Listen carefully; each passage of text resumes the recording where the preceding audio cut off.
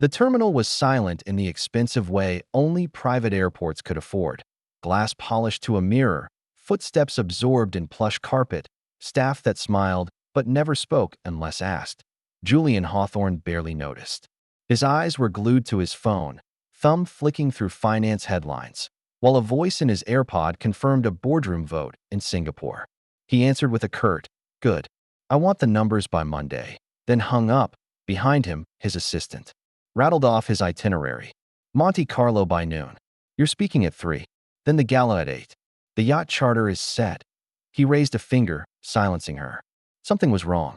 His gut tightened. He'd caught a flicker, a shape, a shade, across the terminal glass, through the divide separating private gates from the commercial concourse. Someone was walking with a stroller. At first it was nothing. Just a woman. A mother, maybe. People with kids didn't register in Julian's life anymore. They were background, soft, tired, human. Not his world. But then she turned. And Julian froze. If this story resonated with you, subscribe to the channel and spread the word, and tell us where you're watching from. Ava. Her hair was longer, curled, pulled back into a loose bun. She wore a sweatshirt 2 sizes too big, faded jeans, and flats that had seen miles. No makeup, no jewelry, but he'd know her walk anywhere. Still graceful, still upright, still proud. His breath caught. And then, the baby. The child sat upright in the stroller, fisting a toy giraffe, pudgy legs kicking the bar. Maybe 1.5, 2 years old. Not a newborn. A toddler. The woman stopped, brushing hair from her face, and lifted the child gently into her arms. She kissed the top of his head. Julian stepped closer to the glass. A valet moved toward him with his suitcase. He didn't notice he was watching the baby. The baby turned. Wide eyes looked right at him, and his world cracked open, pale gray-green. Irises, his. That impossible fleck of amber near the pupil, his mother's eyes. The shape of the cheekbones, even the furrow between the brows. Julian stumbled back a step. "Sir?" His assistant asked behind him. He didn't answer. He couldn't breathe. He looked again, but Ava was already moving, pulling the stroller briskly toward the elevators that led to baggage claim. He blinked once. Twice. His heart punched against his ribs. "Excuse me," he muttered, striding past security. "Sir, that's the commercial side." He was already halfway down the terminal. The crowd swallowed Ava fast. A dozen families. Backpacks. Crying infants. Clutter and noise. But Julian kept going, scanning the corridor, every nerve vibrating. Then he saw her again, just a glimpse, boarding an escalator with the stroller, head down. He shouted, "Ava!" She turned. Time stopped. Ava's face hardened the second she saw him. The softness, the mother, the kiss on the child's head. It vanished. She said nothing. She didn't smile, didn't gasp, just stared, as if seeing a ghost. And then she pulled the baby closer, wrapped her arm tightly around him, and turned away. "Ava, wait." Julian's voice cracked. People stared. Security was already watching. He took a step forward, and a TSA agent raised a hand. "Sir, you can't go past this point." "I know her," Julian barked. "I need to talk to her, sir." The agent stepped forward, firm but professional. "You need to return to your gate." Julian glanced up the escalator. Ava never looked back. Back in the lounge, he sat, in stunned silence, the luxury leather chair suddenly suffocating. His mind spun, not in thoughts, but in images. That baby, those eyes, her arm around him, the stare. "You okay?" His assistant asked. He nodded, lying, but his voice came out hoarse. "Who's on PR this week?" "Rebecca." "Good. Tell her she might need to prep for personal matters." He didn't explain. She didn't ask, but Julian Hawthorne's mind was no longer on the yacht, the gala, or the board meeting in Monte Carlo, because his past had just walked by him, alive, breathing, and in a stroller. And whatever life he thought he built on logic, contracts, and clean exits was no longer under his control. Not after that look, not after that child, not after Ava. They had argued before, but never like this.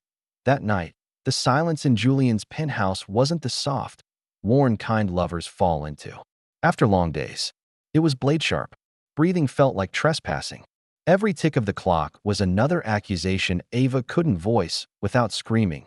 Julian stood at the bar in tailored slacks and an undone shirt, pouring scotch like it would give him answers. His phone buzzed, but he didn't even glance at it. The skyline behind him glowed like opportunity. Ava sat on the edge of the couch, palms clenched. Her coat still clung to her skin from the subway. She hadn't even taken her shoes off. "You're not saying anything," she whispered. "I'm thinking," he said without turning. "I'm allowed to think. You're allowed to think. I'm allowed to feel like I'm standing in front of a wall." Julian took a slow sip. "So now I'm a wall." "No. You're a man I love who can't even look at me after I say the word pregnant." That word "it" hung between them like a thundercloud that he finally turned. And there it was in his eyes. Not hatred, not disgust. Worse, calculation. "You're sure?" he asked. "I took 3 tests. I'm not stupid." "I didn't say you were." He exhaled sharply, then walked to the window, hands on his hips. "Damn it, Ava." "Damn it," she said, rising. Now, coat falling from her shoulders. "Is that all you have to say? I have a board meeting in 5 hours. A merger closing next week. I'm about to go into IPO negotiations. Do you understand what kind of chaos that is?" She walked up to him. "Do you understand what kind of chaos is inside me right now?" Julian turned. "You want me to say I'm happy?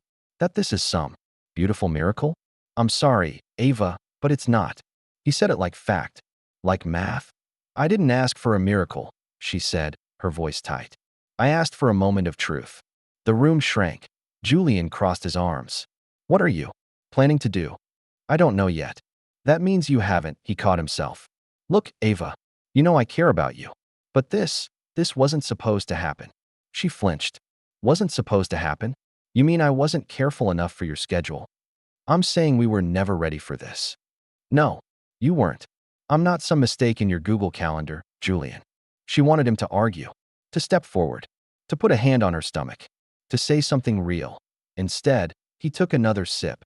"Ava," he said softly, "this will ruin everything I've worked for." And then, her voice cracked. "So you want me to what?" He looked at her, then looked away. "A clean solution. For both of us." She staggered back. "Did you just tell me to get rid of our baby like it's a bad stock option?" Julian didn't answer. That was his answer. She left his place without a word. No screaming. No begging. Just grabbed her bag and walked out the door like she had rehearsed it 100 times by the time she reached the subway, her vision blurred. The cold wind outside didn't sting as much as his silence had. The train came. She didn't get on.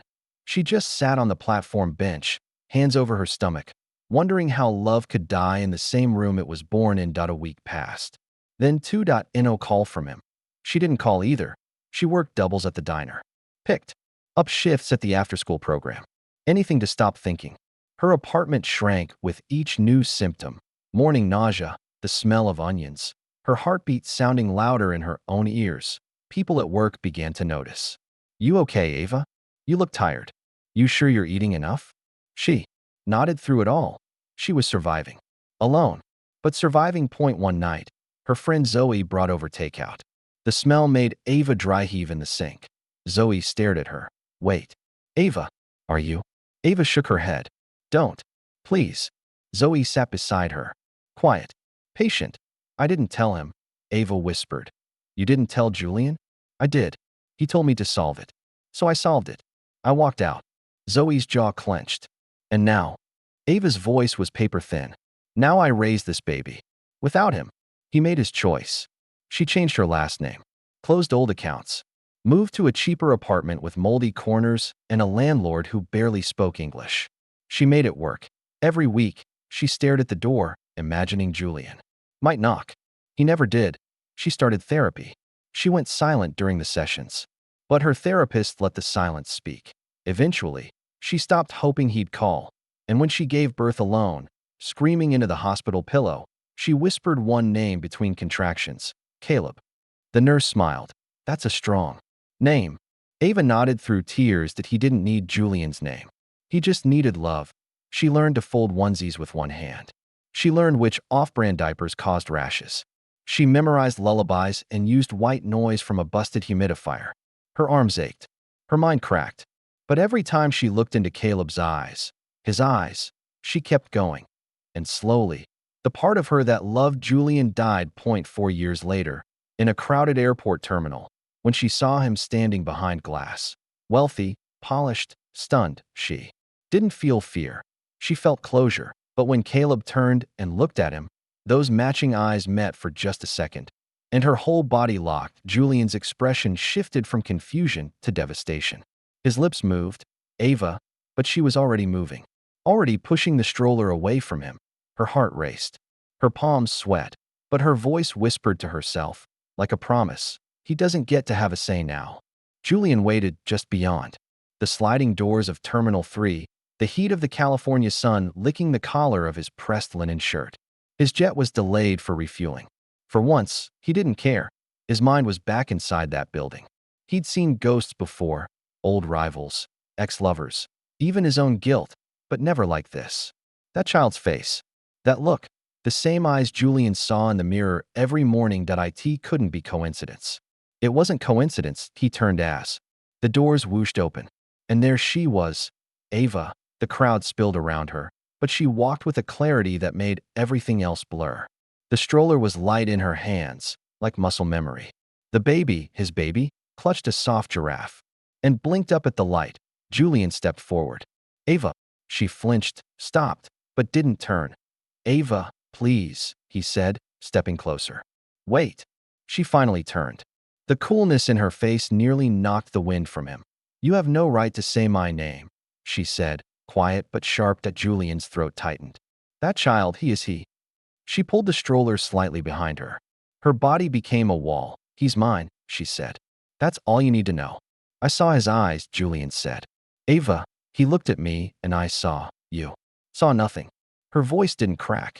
Not once. Why didn't you tell me? He asked, lowering his voice. Why hide this? Why? She gave a dry, bitter laugh. Because when I did tell you something was growing inside me, you told me to solve it. That was 4 years ago. Things were, exactly, she cut in. For years. And not a call. Not a text. You didn't lose me, Julian. You threw me away. The baby whimpered. Ava bent instinctively, brushing her fingers along his curls. The gesture was natural, practiced, maternal. Julian stared, breath shallow. I didn't know you kept him, he whispered. And now that you do, she asked. What? Are you going to buy fatherhood back? His jaw twitched. I just want to know him. No, the words stung more than he expected. Ava leaned in, her voice almost a whisper. You don't get to rewrite the past just because. Your plane got delayed and you happened to spot a child who looks like your mother. Julian's voice cracked. Ava, please. You're a stranger to him, she snapped. And he doesn't need another man who disappears when things get complicated.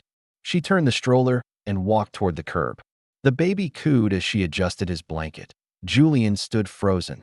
The woman he once loved, the woman he convinced himself he didn't miss, had built an entire life without him.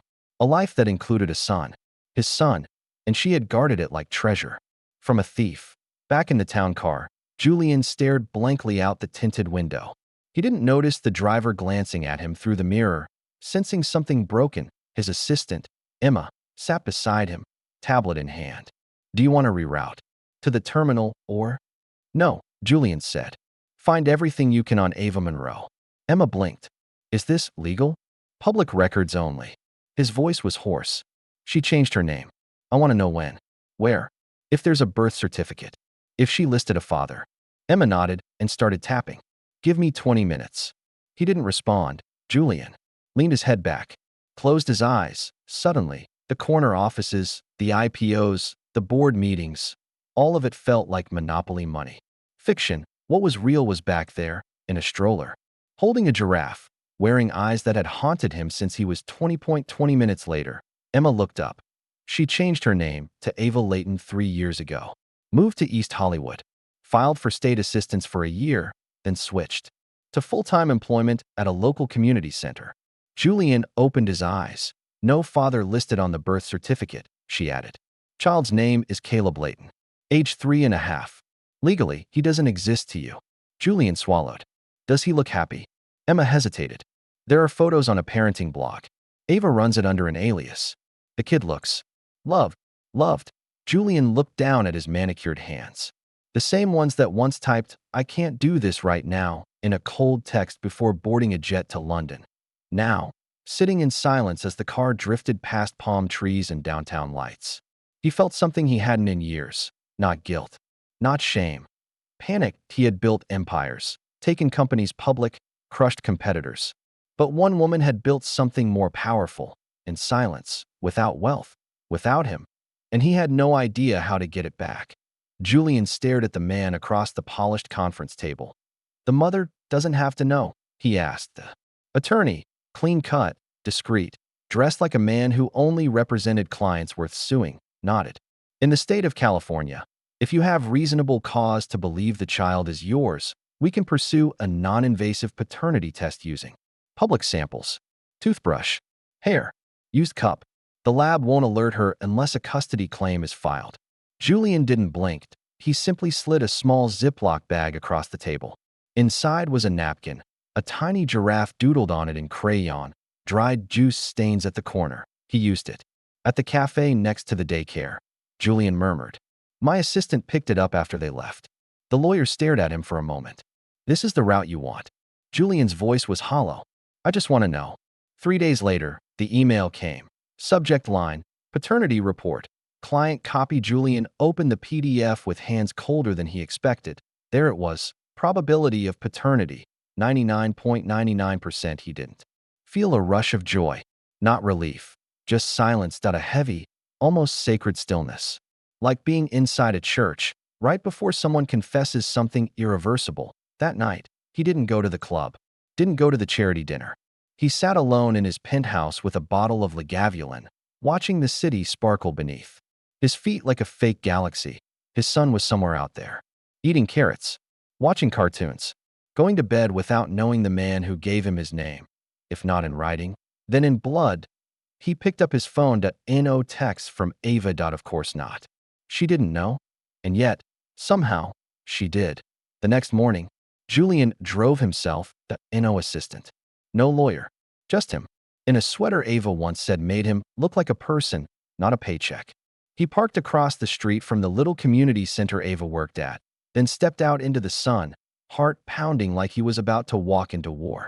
She was standing by the garden boxes, pulling weeds. Her back was to him. Ava said softly. She turned. Her entire face fell. I'm not doing this again, she said. You had your confrontation moment. You stared at him. You left. That was that. I got the test, Julian said. Her eyes narrowed. What test? The napkin. From the cafe. Your son, Caleb. He's mine. Ava went rigid. He stepped closer, lowering his voice. I'm not here to threaten you. I'm not here with lawyers or reporters. I just needed to know. You stole DNA from my child? I confirmed the truth you kept from me. She laughed, a cold, breathless sound. And what now? A press release? Tech tycoon finds secret heir? No, he shook his head. I don't care what anyone else knows. I just want to meet him. To talk to you. His voice cracked. I missed everything. Her face changed slightly at that. Not softer, just tired. She wiped her hands on her jeans. He's inside, painting spaceships on the wall with other kids. Julian blinked. He loves space, she added. He thinks the moon follows him around on purpose. She started. Walking toward the door, Julian hesitated. You're letting me see him? I'm letting you hold him. Once. So you understand what you left. The room smelled like crayons and glued. Julian's heart caught when he saw him. Caleb, kneeling on a foam mat, holding a red marker like a sword, scribbling flames onto a cardboard rocket ship. Ava knelt beside him and said softly, Caleb, sweetheart, someone wants to meet you. Caleb looked up. Julian had spent his life analyzing expressions, investors, enemies, auditors, but nothing prepared him for the raw innocence in that gaze. The boy tilted his head. Are you mommy's friend? Julian crouched, trying not to tremble. Yeah, I used to know your mommy a long time ago. Caleb blinked, unconvinced. Ava held out her arms. Do you want to come say hi, baby? Caleb ran into her lap. She gently turned him around, holding him steady. Julian opened his arms. It's okay, just for a second. And then, with a little nudge, Caleb leaned forward and fell into his chest. Julian caught him instinctively. The weight, the warmth, the tiny heartbeat, the trust that it cracked something in him he didn't know he still had. Caleb nestled against him like it was normal, like it was natural. Julian couldn't breathe. He kissed the boy's hair without thinking. Ava watched, and when Julian finally looked up, tears in his eyes, she said it. Calm, simple, deadly. You said you didn't want him. The words pierced the moment like glass shattering on marble. Julian didn't answer. He couldn't. He just kept holding the child he'd once walked away from, finally realizing what had been growing in silence all along. Ava was wiping marker off Caleb's fingers when her phone buzzed. Unknown number. She almost didn't answer until a voice said, "Ms. Ava Monroe?" "Yes. This is Cheryl Mathers, clerk of the Los Angeles Family Court. I'm calling to notify you that a petition has been filed for an emergency custody hearing regarding your son, Caleb Layton. You've been named as the respondent. Court appearance is required within 72 hours. You will receive documents shortly by courier." Ava's blood turned to ice. "I'm sorry. What? What are you talking about?" But the line was already disconnected. She stared at the screen. The silence of the community center pressed in. In the next room, Caleb was singing to himself, off-key and innocent. Then, a knock at the door. A man in a suit. "A courier. I need your signature, ma'am." She took the thick envelope with shaking hands. Hours later, Zoe sat beside her on the couch, flipping through the legal documents. "He's claiming you denied him parental rights, that you disappeared, that you hid the child." Ava's jaw clenched. "He didn't even know Caleb's name until a week ago," she whispered. "He has high-profile lawyers. This is not just custody, Ava. This is about control." Ava felt like the floor beneath her had tilted. "You don't think he actually wants to raise him, right?" she asked.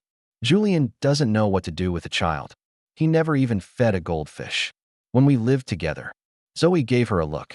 "No, but his family does." 3 days earlier, Julian had sat in his father's leather-wrapped study, clutching a whiskey glass he hadn't touched. Across from him sat two ghosts, his mother in pearls, his father in silence. "Why are you telling us this now?" his mother asked. Julian stared at the fire. "Because I don't know what I'm doing. And I thought, maybe you'd know what's right." His father scoffed. "You signed away right the minute you let a waitress raise a hawthorn." Julian winced. "She's not just a waitress," he muttered. "She's his mother. And you're his father," his mother said crisply. "He has your eyes, your blood, your name, whether she likes it or not." Julian looked up, startled. "You've seen him?" "Emma showed me the report." She didn't flinch. "This is your chance to do one thing right, Julian. You bring that child back into this family. You erase the shame. You raise him the way we raised you." Julian's voice was quiet. "You mean distant, with tutors and nannies and empty rooms." His father stood. "You file. You fight. You win. That's how Hawthorns fix mistakes." Julian said nothing.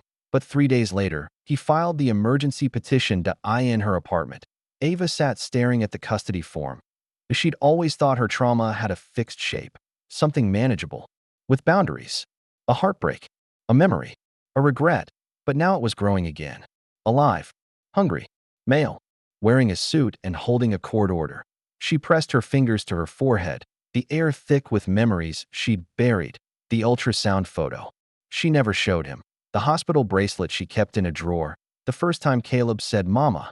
He wanted to steal it all, not out of love, out of entitlement. Zoe broke the silence. "You need a lawyer. A good one." "I can't afford a good one. We'll crowdfund. We'll beg. We'll scream if we have to." Ava stared at her. "You think I can win?" Zoe's eyes narrowed. "You think you can't?" Later that night, while Caleb slept, Ava sat on the kitchen floor, knees pulled to her chest. Reading every line of the petition. It wasn't just a legal move. It was a declaration. Julian had chosen the one thing she couldn't ignore, the one place she couldn't be silent. Motherhood. He was betting that her trauma would keep her quiet, that she'd rather walk away than stand up and bleed in public. He was wrong. Ava closed the file, wiped her face, stood up. The next day, she sat across from her attorney, a sharp-eyed woman named Carmen Lopez who wore cheap heels and a permanent frown. "This is going to get ugly," Carmen warned. "He's not just rich, he's media rich. That means he doesn't play fair." His team's already submitted character references. From his therapist, his housekeeper, a private investigator. "Swears you moved to hide the child." "I moved to protect him," Ava said quietly. "Then we fight like hell to prove it." Carmen tapped the folder. Do you have texts? Emails? Anything that proves he knew, and walked away. Ava hesitated, then pulled out a small envelope. Inside, a crumpled printout of a message from 4 years ago, the one where she told Julian. She was late, scared, pregnant. His reply. Solve it. I'm not ready to be a father. Carmen's lips tightened. That'll do. Back at home, Ava watched Caleb draw shapes on the window with his finger. He was humming, completely unaware that the world outside was sharpening its claws. She knelt beside him. Hey, baby, she said gently. Can Mama ask you something? He looked up, wide-eyed. Okay. If someone asked you where you feel safest, what would you say? Caleb didn't hesitate. He pointed to her chest. Right here. She pressed her forehead to his depth. He wouldn't lose her. Not without a war. The courtroom smelled like cold wood, old coffee, and stress. Ava sat at the defendant's table, hands folded so tightly her knuckles were white. Her lawyer, Carmen, whispered to her without looking up, flipping pages in a thick binder. Stay calm. Don't flinch. They're going to go low. That's the game. Ava nodded slowly. She could feel him, Julian, on the other side of the room. Not looking at her. Never looking at her. Just whispering to his legal team. Tapping notes on his sleek tablet like this was another boardroom pitch. The judge entered. All rise. And just like that, motherhood went on trial. Julian's attorney, a polished man named Gregory Cass, rose first. He wore a navy suit so sharp it looked like it could slice truth in half. Your Honor, we are here today because a child was deliberately hidden from his father for nearly 4 years. My client, Mr. Julian Hawthorne, is not seeking to erase the mother. He's seeking to restore the role of the father. Ava didn't move, didn't blink. She'd prepared for this. Gregory paced gently. Ms. Monroe failed to list a father on the birth certificate. Changed her name. Moved across the city. We argue this was done deliberately to deny our client his parental rights. He turned to the judge. This case is not about revenge. It's about responsibility. A child deserves 2 parents, not secrecy and instability. The judge nodded. Defense. Carmen stood slowly. Calm. Surgical. Your Honor, she began. The truth isn't as glossy as my colleague's closing arguments. Ms. Monroe raised her child alone because she was told to, and she has the receipts. The first blow came quickly. Julian's team called a private investigator to the stand, who testified that Ava worked irregular jobs and once applied for food stamps. Gregory turned to the judge. Does this sound like a stable environment for a child? Carmen objected. Poverty is not parental negligence. Sustained, the judge said, but the damage echoed. Then came Julian's former therapist, now serving as a character expert. She said Julian had grown emotionally and was prepared for fatherhood. Ava noted the way Julian smiled politely, then straightened his cuffs as if this was all part of the PR strategy. Next came a neighbor from Ava's building. He was vague, barely knew her, but when prompted, said, she keeps to herself. Sometimes, I hear the kid crying. Gregory pounced. Crying unattended? I can't be sure, just hear things sometimes. Ava's stomach twisted. She felt her breath shorten. Caleb cried when he had night terrors, when he missed her voice, when she worked 2 shifts and came home too late. Her hands trembled slightly, but Carmen gently placed a hand on her arm. Wait, she whispered. Now it's our turn. Carmen stood. Defense calls Ms. Zoe Carter. Zoe, fierce in a blazer, borrowed from Ava's closet, walked to the stand like she had nothing left to lose. Zoe, Carmen asked, how long have you known Ms. Monroe? 10 years, Zoe said clearly. We met in college. She was the girl who gave away her coat to a stranger in winter. And what has she been like as a mother? Zoe's voice cracked. Ava is the kind of mother who starved so Caleb could eat. She worked nights, stitched holes in shoes, and told him he was a king every night, even when her hands bled from scrubbing diner floors. Gregory objected to emotional rhetoric. Overruled, the judge said. Zoe turned to the courtroom. She didn't hide that child. She protected him. Next came the center director from Ava's workplace. She organizes literacy programs. The woman testified. Parents trust her. Kids love her. Caleb isn't just safe, he's thriving. Carmen nodded, then stood beside Ava. Your Honor, we have one final exhibit. She lifted a paper, submitted into evidence, digital transcripts. of text messages sent from Mr. Hawthorne to Ms. Monroe, dated 4 years ago. Julian visibly tensed. Carmen read aloud, voice steady. Abort it. I have an empire to build. I can't do this. You'll ruin everything. I'm not ready. And I won't be. A gasp rippled through the courtroom. Ava didn't look at Julian. She stared straight ahead, because this was the moment she had feared, and also the one she needed. Carmen turned to the judge. Mr. Hawthorne had his chance. He chose his empire. Ava chose Caleb. The judge called for recess. Outside the courtroom, Ava sat in the hallway, staring at the floor. Julian walked past her with his team, but he stopped. Those texts were private, he said coldly.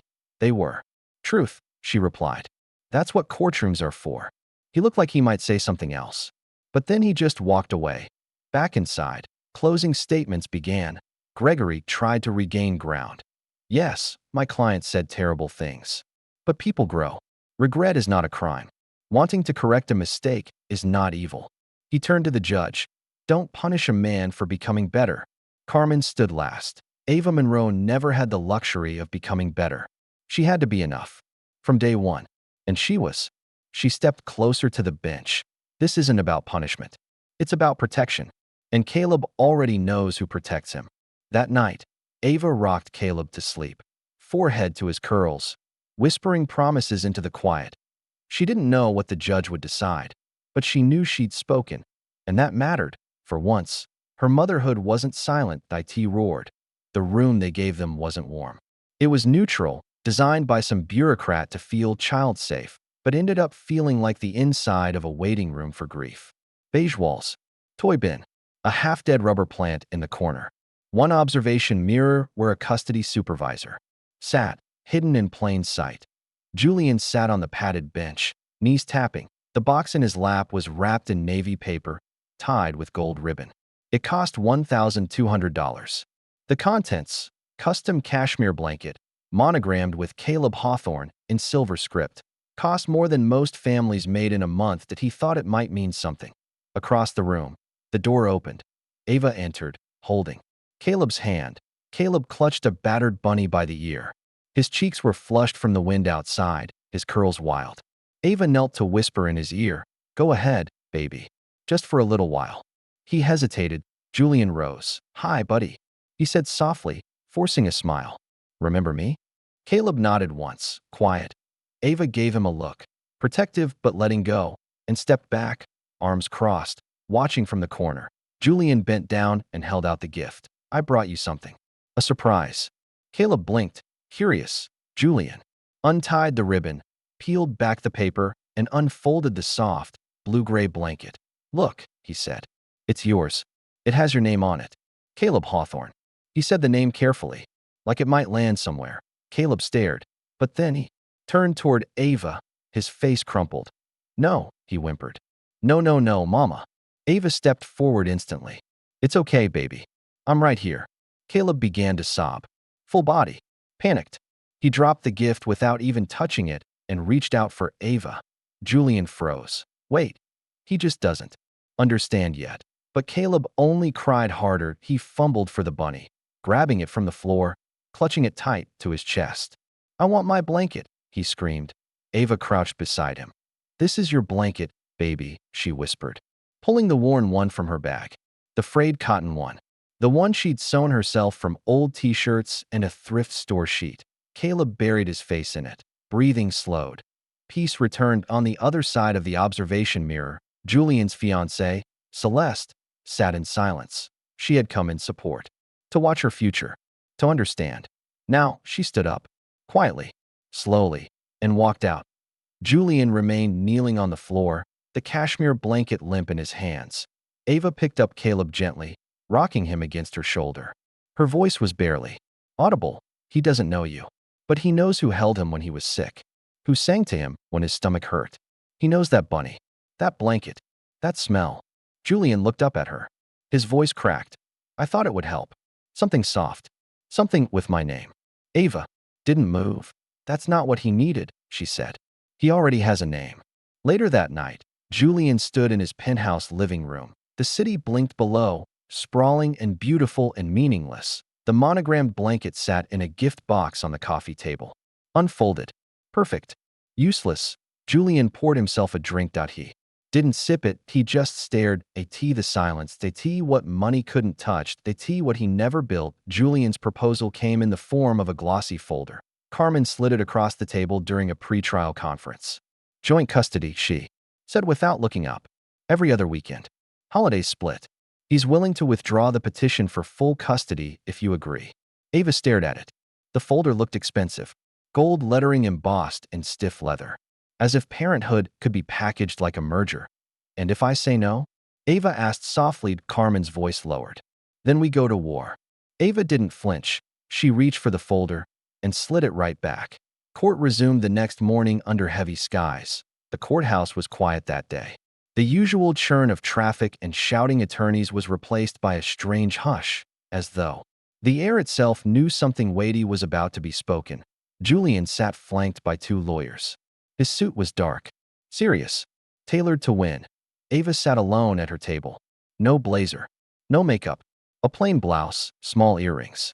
She didn't want to look like anything. She wanted to be something. A mother. The judge, Honorable Margaret Ellis, entered the room, eyes sharp behind her glasses. She was known for being fair, but not soft. A former public defender. A woman who didn't blink when men talked over her. Next. Witness. Ava Monroe, the clerk called. Ava stood, her legs steady despite her heart racing. Carmen gave her a slight nod. You're ready, she said. Ava stepped into the witness box, swore in, sat down, and breathed. Carmen stood. Ms. Monroe, can you tell the court what life looked like the day you learned you were pregnant? Ava folded her hands. I was 26. I worked nights at a diner and weekends teaching art to kids at a community center. I was dating Julian at the time. I was in love. I thought we were building something. She glanced toward him. Julian didn't look at her, so I told him I was pregnant, and he told me to solve it. A small gasp rippled from the gallery. Judge Ellis raised a hand. Quiet in the court, please. Carmen continued. Did you have any support? No, Ava said. My mother had passed. My father wasn't in the picture. Friends offered. Couches, but not much else. What about finances? I had $78 in my checking account the day I heard the heartbeat. Carmen stepped closer. And you still chose to have the baby? I didn't choose to have him. Ava said softly. I chose to love him. That choice wasn't conditional. It didn't depend on timing or spreadsheets or whether someone else was ready. She looked directly at the judge. I went into labor alone. I cut my own umbilical cord. I taught myself how to change diapers watching YouTube videos at 3 a.m. I made Caleb's first blanket from thrift store scraps. I stitched it by hand. Julian shifted in his seat. Ava continued. I didn't have a nursery. I had a leaky roof and 2 jobs. I didn't have his name on a birth certificate. I had lullabies. I didn't have a partner. I had patience. I didn't have money. I had love. Carmen's voice lowered. And did you ever deny Mr. Hawthorne the right to know his son? No, Ava said clearly. I told him. He walked away. Silence settled in the courtroom like dust. Carmen turned. No further questions. Gregory, Julian's attorney, stood. His voice was calm, measured, like silk with a thread of steel. Ms. Monroe, would you agree that your son has the right to know both of his parents? Ava nodded. Of course. Would you agree that your financial situation could be improved by shared parenting, resources, stability, education? A pause. Yes, Ava said. But love is already stable. Gregory moved in. But you refused joint custody. Even though it would allow your son to have access to private schools, family wealth, trust funds. I refused because those things don't come without strings, Ava said. And my son isn't a trophy. He's not a brand asset. He's a person. The courtroom murmured. Judge Ellis cleared her throat. Let her finish.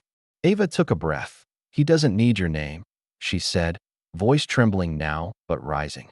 He just needed love. And he got it from me. Gregory fell quiet. The judge leaned forward. Anything further, counsel? Gregory sat down. The judge turned to Ava. Do you have anything else you'd like to say? In your own words. Ava swallowed hard. Yes. She stood. I'm not perfect. I've missed school events because I couldn't get off a shift. I've cried in the bathroom because I couldn't afford new shoes for him. I've made mistakes. But not this one. She looked at Julian now, finally. Your Honor. Julian is here because he saw Caleb's eyes and recognized himself. But I saw those same eyes every night for 4 years, and I built a world around them. I didn't have a last name to give him, so I gave him everything else. The room was silent. I don't want revenge. I don't want money. I just want to protect what I've built. That boy knows who he belongs to. And it's not a courtroom, or a checkbook, or a man who waited 4 years to say the word dad. Her voice cracked. It's me. She sat down, and the silence that followed felt like truth, not a verdict, but something heavier, something holy. Julian had been in hundreds of boardrooms he'd been across from billionaires, prosecutors, journalists, enemies that he had never felt smaller than he did now that he sat in courtroom 3B, hands clasped too tightly, suit perfect, heart a mess. Across from him, Ava sat still, composed. Her hands rested on her lap like they were made of iron. Her attorney murmured something into her ear, but she didn't respond. Her eyes were locked on the judge's bench. The bailiff returned with a nod. All rise for the Honorable Judge Ellis. The room stood, and Julian's chest went numb. This was it. Judge Ellis settled into her chair, removed her glasses, and looked at both sides with a long, unreadable gaze. In the matter of Hawthorne versus Monroe, regarding custody of the minor child, Caleb Layton, she began, I've reviewed the testimony, the documentation, and both parties' legal history. A pause. Deliberate. In this case, we are not just determining custody. We are asking what it means to be a parent. Julian kept his breath shallow. Still, Ava didn't move. The judge continued. One parent in this courtroom showed consistency, presence, and care. The other showed ambition, entitlement, and regret, late-stage regret. Julian stiffened. He could feel the cameras outside the courthouse. The reporters waiting. The headlines already forming. The judge turned toward him now, eyes sharp and steady. Mr. Hawthorne, fatherhood is not a right. It is a responsibility. One you rejected. 4 years ago, you made a choice. You walked away. And while people can change, consequences remain. Her voice softened slightly, but not in sympathy. This court awards full legal and physical custody to Ava Monroe.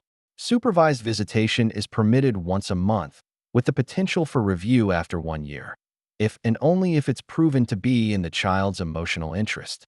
Ava exhaled. Julian didn't. He just sat there, eyes fixed on the judge as the last thread of control was cut. The gavel struck once. This hearing is adjourned. Outside, flashbulbs exploded.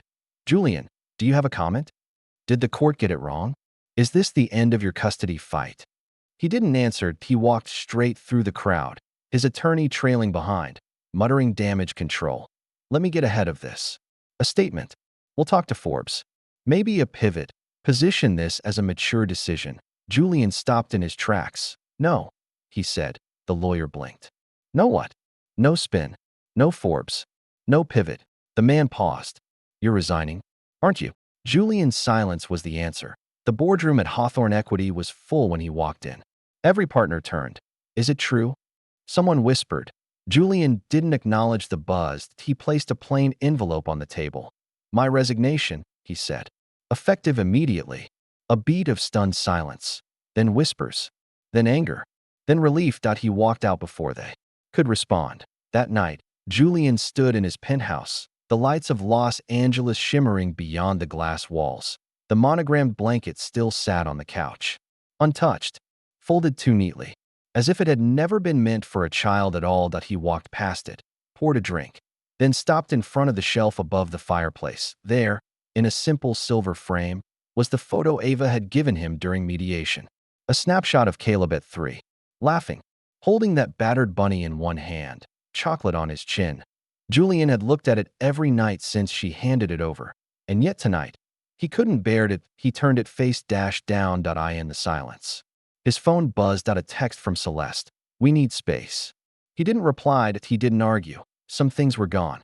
Some things he had let go too late. Down below, traffic flowed. Horns, sirens, the life of a city he had once thought he ruled. Now, he realized he was just a man with money. A man with an office, but not a home, not a child to tuck in, not a song to sing. And as he stood in the quiet, all he could hear was the echo of Ava's voice in court. He doesn't need your name. He just needed love. And he got it. From me. The living room smelled like lavender and warm oatmeal. Ava sat cross-legged on the carpet, the children's book resting across her lap. Caleb was curled beside her, thumb in his mouth, his threadbare bunny resting under. One arm like it always had. And the little boy looked up at the moon. Ava read softly and whispered, "Don't go too far. I'm still awake." Caleb giggled. "The moon listens?" Ava smiled and tucked his curls behind his ear. "Always." Outside, the autumn wind stirred the leaves on the porch. The soft hum of a car idled down the street, unnoticed by Caleb, but not by Ava.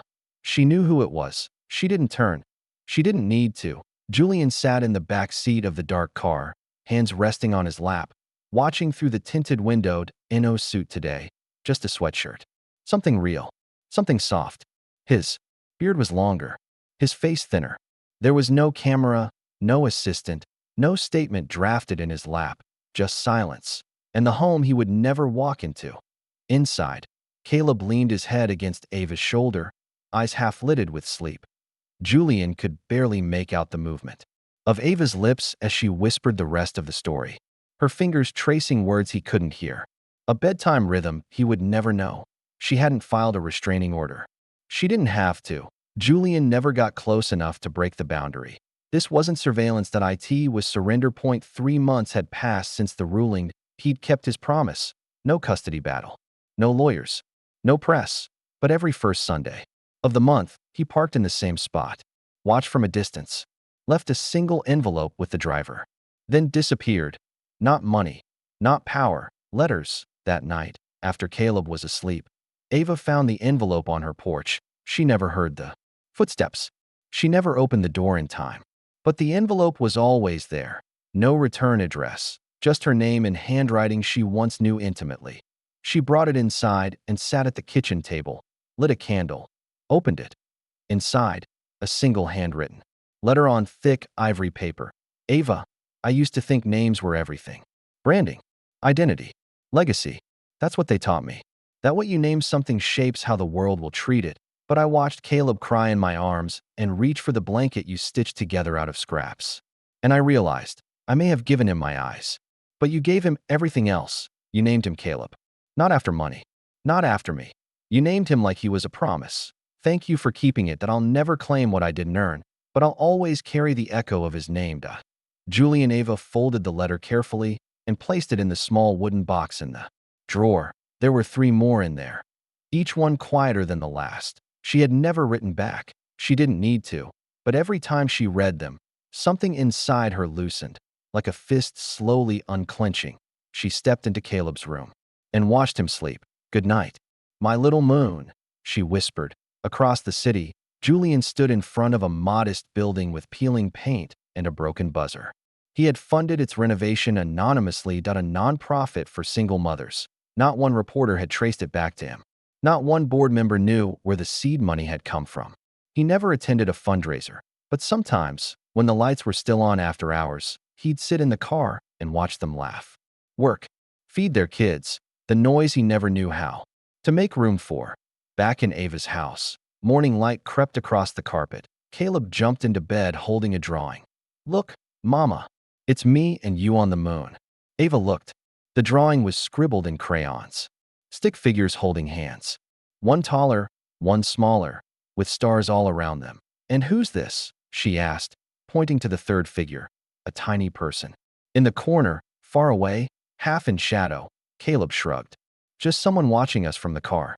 Ava blinked, then laughed, soft and sad. "Maybe," she said. She kissed his forehead and pinned the drawing to the fridge. Later that week, she walked out to her porch, holding the last letter in her hand. She didn't open it. She didn't need to. Instead, she sat in the morning sun, closed her eyes, and whispered something into the wind. "I named him Caleb. He named me Mom. That's the only name that mattered." And somewhere across the city, in a high-rise Julian no longer belonged to, the echo of that name passed through the silence like a thread, unbroken, unclaimed, but whole.